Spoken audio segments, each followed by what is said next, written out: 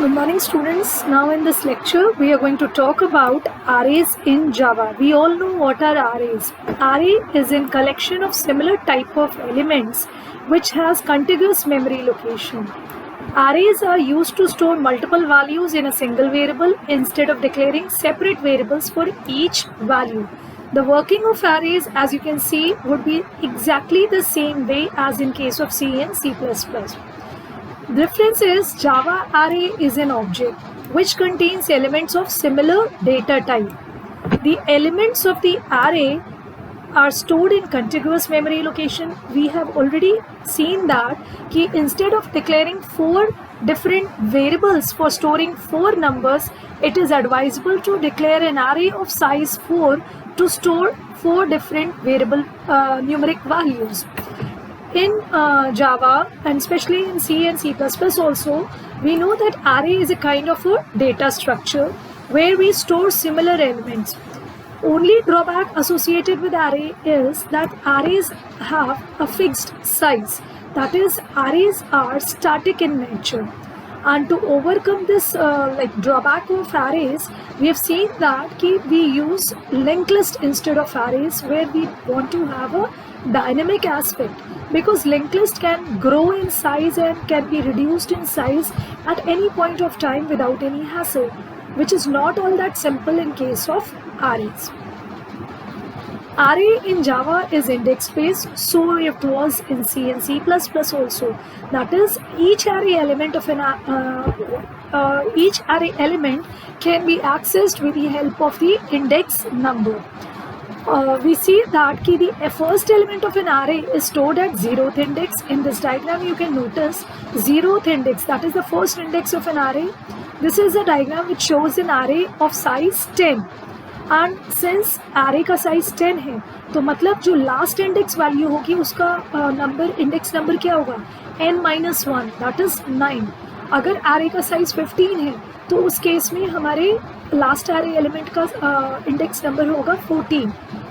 So this is how the values are stored and the memory locations are allocated. Now, how to declare an array? To declare an array, we define the variable type with square brackets. That is, we mention the data type and then the array name. You have options in Java. You can place the square bracket along with data type, along with the variable name before, or along with the variable name after.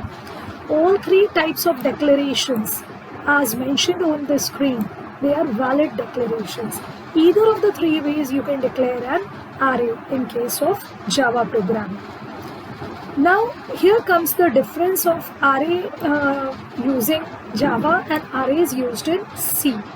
See, since I said arrays in Java are nothing but an object. So, as we say in Java, each object when used needs to be initialized. So, we have to do with array. After declaring an array, we need to instantiate an array object. And to initialize an object, we all know that we have to use the keyword new. New keyword is used for initialization purposes. We write array का नाम, जो भी array variable name लिया है, equals to new operator.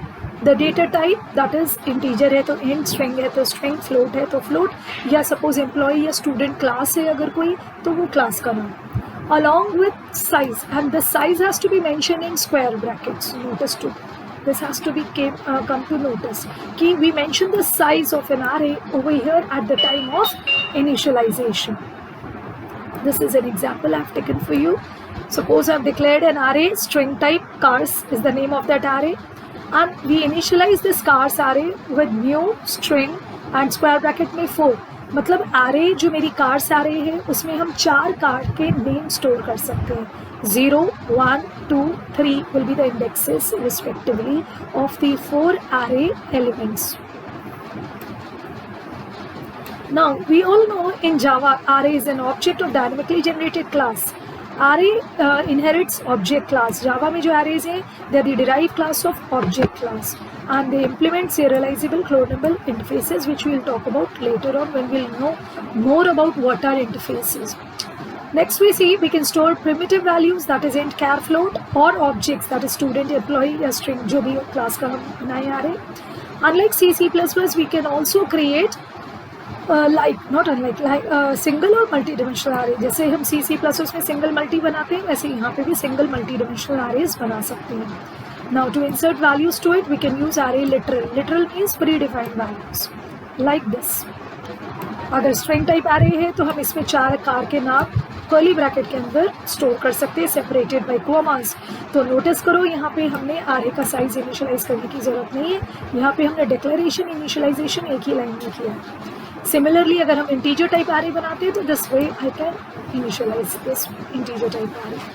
To look into the advantages and disadvantages, code optimization and random access. That is, code optimization means the handling of the program becomes more easy because we don't have to remember 4 different names or 10 different names of the variable. We can access 10 different values with single names with the help of index numbers. Random access, I can randomly access the first, third or 7th element of an array with the help of index numbers. Disadvantage, I've already told you, only disadvantage is the fixed size. Size limit is the disadvantage of an array. To have a more clear understanding of the array working, I have given you an example program where we have declared a class ArrayDemo. तो इसीलिए file का नाम है arraydemo.java. इसमें हमने एक array लिए number 5, that is 5 element 0 1 2 3 4 and इसमें आई सम एवरेज और लेंथ वेरिएबल लिया है. लेंथ में हमने args.length प्रॉपर्टी होती है, दैट इज array की लेंथ प्रॉपर्टी होती है जो हमें array का साइज बताती है, वो निकाल लिया.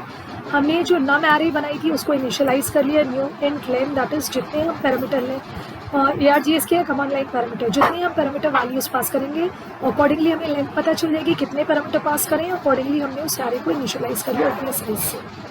लूप में हमने 1 से 0 से उस लेंथ तक सपोज 5 वैल्यूज पास करी तो 0 से 4 तक लूप चलेगा. हर बारी हमने नंबर में वो पास करा है. यहाँ पे इंटीजर डॉट पार्सन करना ज़रूरी है बिकॉज जो मेरे कमांड लाइन पैरामीटर्स है वी ऑल नो कि जो कमांड लाइन पैरामीटर्स होते हैं वो स्ट्रिंग टाइप होते हैं, हमें कैलकुलेशन करना है.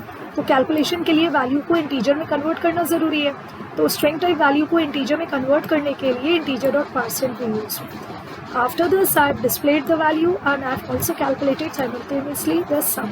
Sum is equals to sum plus num की ith value. I have displayed the sum with SOP, calculated the average sum divided by length, that is the number of values, and displayed the sum. See this out. Once I will compile, by this line I have compiled my program. By this line I am executing the program. At the time of execution, 2 4 6 8 10 has been passed as command line parameters to the program. Now 2 4 6 8 10 कहाँ जाएगा, args में जाएगा 0 1 2 3 4 तक. ठीक, उसको हम num 0 num 1 num 2 num 3 num 4 में पास करेंगे, जिनकी वैल्यूज़ हमने यहाँ पे SOP जो फॉर लूप के अंदर लिखा था, जिसकी वजह से ये वैल्यूज़ डिस्प्ले हो जाएंगी. लूप में मैंने sum is equals to sum plus num की आयत वैल्यू करी है, तो वो सम कैलकुलेट होकर लूप के बाहर हमने सम की वैल्यू डिस्प्ले करा दी. अब इस सम को 5 एलिमेंट्स हैं तो 5 से डिवाइड करा, 30 डिवाइडेड बाय 5 दैट इज 6. तो एवरेज हमारा निकल के आ गया 6. So this way I hope this working of arrays is clear to each one of you, the program and the output has been shown to you. Okay, now in my next lecture I'll be talking about the double dimensional arrays, that is matrix programming, where we'll talk about the some addition of 2 matrices, transpose of a matrix, multiplication of matrix and so on. So by this we will be completing a topic on arrays. That's all for today. Thank you.